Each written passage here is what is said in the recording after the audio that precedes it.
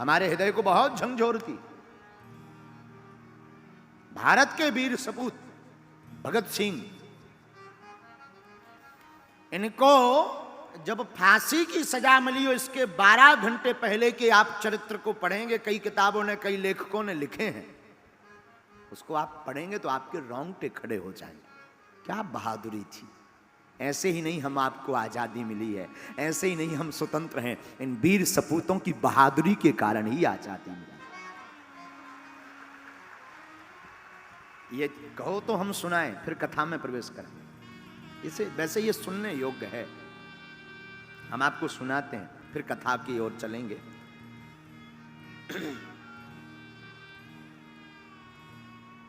भगत सिंह, सुखदेव और राजगुरु तीनों लाहौर के सेंट्रल जेल में बंद थे।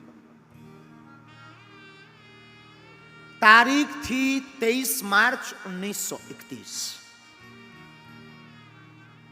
23 मार्च 1931 को वैसे तो आम दिन से थोड़ा अनोखा दिन था। क्यों? उस दिन रात को प्रकृति ने बहुत उपद्रव किया, आंधी चली, तूफान आया और सुबह वातावरण थोड़ा शांत हुआ। इन तीनों वीर सपूतों को फांसी मिल ली थी, लेकिन उस वक्त अंग्रेजी हुकूमत ने इनको फांसी की तय तारीख के 12 घंटे पूर्व ही फांसी देने का निर्णय लिया। शुरुआत अलग, आंधी के साथ, मानो प्रकृति भी इन वीर सपूतों की बहादुरी के कारण अपने आप को रोक नहीं पाई। वो काला दिन 4 बजे सुबह से वही जेल के अंदर की चहल पहल। जेल के अंदर एक वार्डन था जिसका नाम था चरण सिंह। चरण सिंह ने सभी कैदियों को आवाज लगाकर कहा, सभी कैदी अपनी अपनी कोठरी में चले जाओ तुरंत। आज सभी कैदी चौंक गए कि इतनी जल्दी कोठरी में जाने की आदेश क्यों आया है। वार्डन चरण सिंह ने कहा, यह ऊपर से ऑर्डर है, इस पर हमें कुछ नहीं पता है, तुम सब कोठरियों में जाओ। सभी कैदी भयभीत होकर के सहमे हुए अपनी अपनी कोठरियों में चले गए। उसी समय जेल का नाई, जिसका नाम बरकत था, बरकत लुकता छुपता फुसफुसाता हुआ हर कोठरी के बाहर फुसफुसाता हुआ चला आ रहा था। उसकी आंखें कुछ बोल रही थी, उसकी आंखें कुछ कह रही थी। वो आंखों को बार बार नीचे झुका रहा था, अपने आप को वो संभाल रहा था। फुसफुसाते हुए उस बरकत नाई से एक कैदी ने पूछा, क्या बात है, आज इतनी जल्दी क्यों बंद किया गया हम सबको, क्या कारण है? तो बरकत नाई ने कान में जाकर के कहा, पता है, आज रात एक दिन पहले ही भगत सिंह, सुखदेव और राजगुरु, इन तीनों को फांसी दी जाएगी। कैदियों की आंखों में आंसू आ गए, सबकी आंखें नम हो गईं। उस वक्त पंजाब के कैदी ने बरकत नाई से कहा, क्या तुम भगत सिंह की कोठरी तक जाओगे? क्यों? जाओ, और जाकर के भगत सिंह का कोई सामान मिले, कोई पेन मिले, उसका कपड़ा मिले, उसका शीशा मिले, तो हमारे पास जरूर लेकर आओ। तो नाई ने कहा, क्यों? क्यों? ताकि वो सामान मेरे हाथ में रहेगा तो मैं अपने बच्चों को बताऊंगा, मैं अपने परिवारजनों को बताऊंगा कि ये भगत सिंह का पेन है, जिसने बहादुरी के पीछे प्राण दे दिए पर वो कभी झुका नहीं। वो कभी झुका नहीं राष्ट्र माता के लिए। बरकत नाई भागा भागा कोठरी में गया, और कोठरी में जाकर के, बड़ी कठिन जिंदगी है। बरकत नाई देखता है कि एक छोटी सी कोठरी जिसका नंबर है 14 नंबर की कोठरी में मानो एक सिंह यहां से वहां डोल रहा। सिंह की भांति भगत सिंह डोल रहे थे, चेहरे पर कोई शिकन नहीं, चेहरे पर मुस्कुराहट, वो छोटी सी कोठरी जिसमें पक्का फर्श भी बैठने को नहीं है, लेटने की ठीक से व्यवस्था नहीं, वो गठीला चौड़ा बदन। बरकत नाई पेन ले आया, कंघा ले आया और लाकर के कैदियों को दिया। आपस में लेने की होड़ मच गई, सब कैदी लड़ने लगे। बाद में लकी ड्रा निकाला गया, बरकत नाई निकल गया। 14 नंबर की कोठरी, उसमें सिंह की भांति हमारे राष्ट्र का एक बहादुर सिंह की भांति डोल रहा था। फांसी के ठीक 2 घंटे पूर्व, 2 घंटे पहले भगत सिंह के वकील थे जिनका नाम था प्राणनाथ मेहता, वो आए और उन्होंने आकर कहा, शेर तुम्हें पता है क्या, तुम्हारी फांसी की तारीख के 12 घंटे पहले ही तुम्हें फांसी दी जा रही है। भगत सिंह के चेहरे से मुस्कुराहट नहीं गई और वही सिंह से जैसी बुलंद आवाज में कहा, क्रांतिकारियों को तो मरना ही होता है, क्रांतिकारियों की तो शहादत ही उनका जीवन होती है। अच्छा एक बात बताओ, तुम हमारी पुस्तक लेकर आए हो कि नहीं? प्राणनाथ मेहता चौंक गए कि कुछ देर बाद इनकी फांसी है, ये पुस्तक मांग रहे हैं। लाइब्रेरी से जो पुस्तक लेकर के आए थे वो भगत सिंह के हाथों में दी। भगत सिंह ने बिना देर किए पुस्तक को पढ़ना प्रारंभ किया। मुस्कुराकर कहा, और कुछ? भगत सिंह ने, मेहता ने कहा कि अगर आप कोई देश को अपना संदेश देना चाहते हो, अंतिम संदेश, तो दो। भगत सिंह ने बिना अपना मुंह किताब से हटाए हुए 2 संदेश दिए, साम्राज्यवाद मुर्दाबाद, इंकलाब जिंदाबाद। बस इतना कहकर के मानो ने कोई ध्यान ही नहीं, चेहरे पर कोई शिकन नहीं, मरने का कोई भय नहीं। सिंह को मानो ये पिंजरे में जरूर बंद है, पर इस सिंह को किसी का डर नहीं। जाते जाते मेहता को देख करके भगत सिंह ने कहा, सुनो, सुभाष चंद्र बोस को मेरा धन्यवाद कह देना, उन्होंने मेरी बहुत मदद की है केस में। तुम जा तो रहे हो, धन्यवाद कह देना।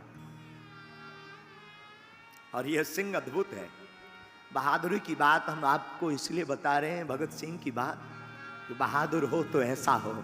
ये इतने बहादुर थे कि इनकी मां फांसी के पूर्व जब मिलने आई भगत सिंह की, तो मां का हाथ पकड़ करके कहा, मां तू एक वचन दे मुझे। मां ने कहा मां को, बेटा क्या दूं? मां जब मेरी फांसी लगे तो तू मत आना। मां ने कहा क्यों ना आऊं? मां तू मत आना जब मेरी फांसी लगे। तो भगत सिंह की मां कहती, आखिर मैं आऊं क्यों ना? भगत सिंह कहता है, मां तू आएगी, मुझे फांसी पर लटकता हुआ देखेगी तो तू रो पड़ेगी, और रो पड़ेगी तो लोग क्या कहेंगे? एक क्रांतिकारी की मां रो रही है, एक क्रांतिकारी की मां कमजोर है, इसलिए तू आना मत, ताकि मैं बता सकूं कि मैं इंकलाब जिंदाबाद का नारा दे सकूं। मां तू मत आना। मां मैं वचन देता हूं, फांसी पर भी मैं चढ़ते चढ़ते इंकलाब जिंदाबाद का नारा ही लगाऊंगा। मैं ये वचन देता हूं, मैं शेर का बालक हूं। मां की आंखें डबडबा गई। भला ऐसा कौन मां होगी जो अपने बेटे की फांसी सुनकर के उसका हृदय ना पिघले? पर धन्य है भगत सिंह की मां। उसने कहा, जा बेटे चिंता मत कर, मेरा साथ तेरे साथ है, मैं नहीं आऊंगी अगर इसमें तेरी प्रसन्नता है तो।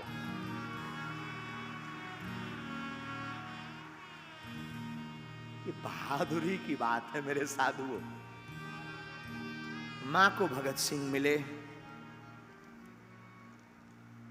मेहता जो वकील थे वो अन्न राजगुरु सुखदेव आदि को भी मिले। जेल अधिकारी को समय का पता लगा कि 7 बजे फांसी देनी है, तो जेल अधिकारी ने खबर भेजी, भगत सिंह आपको मृत्यु के 12 घंटे पूर्व ही, आपकी फांसी के 12 घंटे पूर्व ही आपको फांसी दी जा रही। कुछ नहीं कहा, किताब पढ़ते रहे। भगत सिंह के जेल में एक सफाई कर्मचारी था जिसका नाम था बेबे। बेबे से कहा भगत सिंह ने, बेबे मैं चाहता हूं कि मैं फांसी के पूर्व अपने घर की अपनी मां के हाथ का बना हुआ भोजन करूं, क्या तुम मेरी ये इच्छा पूर्ण करोगे? बेबे ने कहा हां। बेबे गया तो घर से भोजन बनाकर तो लाया, लेकिन कर्मचारियों ने प्रवेश नहीं करने दिया। कर्मचारियों ने रोक दिया। तीनों को बाहर निकाला। शाम के 5 बज रहे थे। तीनों को बाहर निकाला, आखिरी स्नान करवाया। जैसे ही तीनों बाहर निकले, एक दूसरे के हाथ पकड़े भगत सिंह, सुखदेव और राजगुरु ने, और धीमी धीमी गति के साथ नहीं, बड़ी बुलंद आवाज में तीनों कहने लगे, कभी वो दिन भी आएगा, आजाद हम होंगे, ये अपनी जमी होगी, अपना आसमां होगा।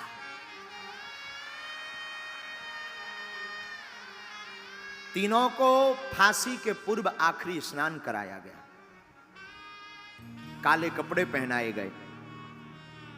सब कैदी जेल खाने में बैठे हैं और आज सब कैदी चुप हैं।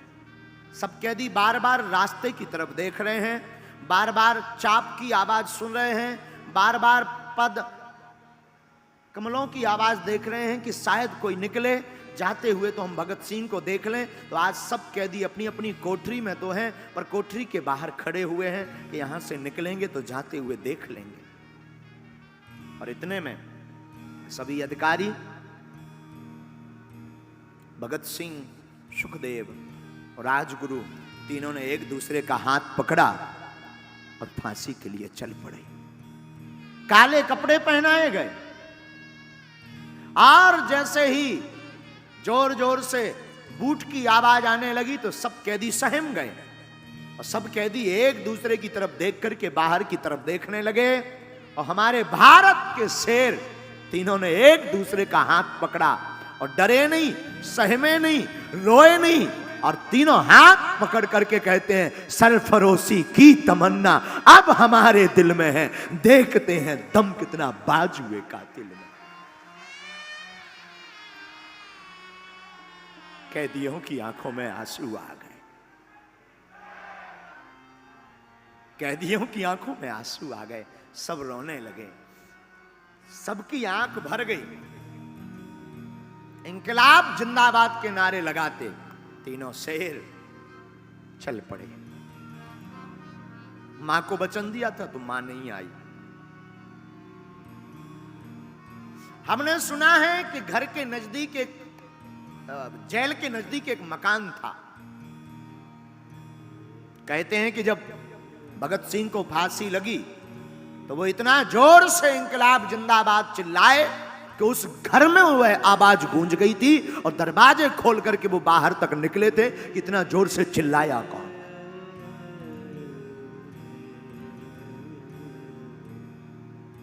बहादुर हमारे भगत सिंह जैसे ही पहुंचे, वजन तौला, फांसी देने वाला जल्लाद लाहौर के नजदीक ही शहदरा से आया था। इनके मुख पर काला कपड़ा नहीं डाला गया और तीनों से पूछा कि सबसे पहले कौन जाएगा। राजगुरु ने आगे बढ़कर के हंसते हंसते फांसी के फंदे को चूम कर गले लगा लिया। बारी बारी से तीनों ने फांसी के फंदे को गले लगा लिया। लेकिन वाहरे बहादुरों न रोए न घबराए, इंकलाब जिंदाबाद कहते हुए भारत माता के लिए अपने प्राणों की आहुति दे दी। भारत माता की जय बोलते प्राणों की आहुति दे दी। और हमने सुना है उस जेल का वार्डन चरण सिंह ने जब इस फांसी को देखा तो मध्यम कदमों के साथ वो लड़खड़ाता हुआ अपने कमरे तक गया और पहली बार अपने जीवन में वो 1.5 घंटे तक रोया, क्योंकि 30 साल के करियर में उसने हजारों लोगों को फांसी पर चढ़ते देखा, पर पहली बार एक ऐसे बहादुर को फांसी पर चढ़ते देखा कि चरण सिंह का हृदय पसीज गया। पहली बार किसी बहादुर को देखा,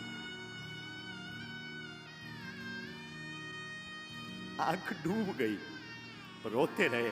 ऐसी हमें आजादी नहीं मिली मेरे पागलों। ये राष्ट्र कथा सुनाने नहीं हम आपको आए हैं, हम आपको आपकी जिंदगी के बारे में, इस गाथा के बारे में बताना चाहते कि राष्ट्रभक्ति क्या होती है। अपने प्राणों को हंस कर के न्यौछावर कर दिया है एक शेर ने।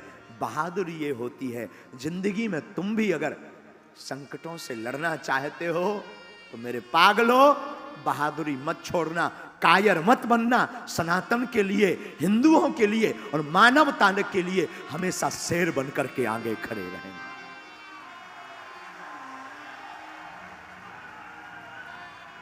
वरना वो दिन दूर नहीं, वरना तुम फिर से गुलाम हो जाओगे। हम दिल्ली में कथा करने तो आए हैं, हम हमेशा बोलते हैं पागलों कथा तो सिर्फ इसलिए कर रहे हैं कि ठाकुर की भक्ति और उनकी याद बनी रहे और तुम भक्त बन जाओ, लेकिन इसलिए भी कर रहे हैं कि हम सब हिंदू एक हों। बहुत जरूरत है इस भारत को स्वतंत्र करवाने के लिए। ऐसे ऐसे वीर सपूतों ने अपने प्राणों को त्यागा है। अब इस अपने इस देश को फिर से गुलाम मत होने देना। राष्ट्रभक्ति से बड़ी कोई भक्ति नहीं है, राष्ट्रभक्ति सर्वोपरि है। इसलिए जातिवाद छोड़ करके, हम भी ब्राह्मण के बालक हैं, हम चाहते तो हम भी ब्राह्मणत्व की बातें करते, हम भी किसी ब्राह्मण के बालक हैं, लेकिन हम तुमसे कहना चाहते जातियां बाद में, सबसे पहले हम सब सनातनी हैं।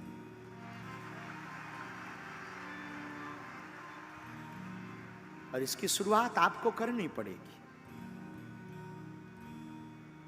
धन्य है बहादुर भगत सिंह, धन्य इनकी बहादुरी, धन्य इनकी राष्ट्रभक्ति।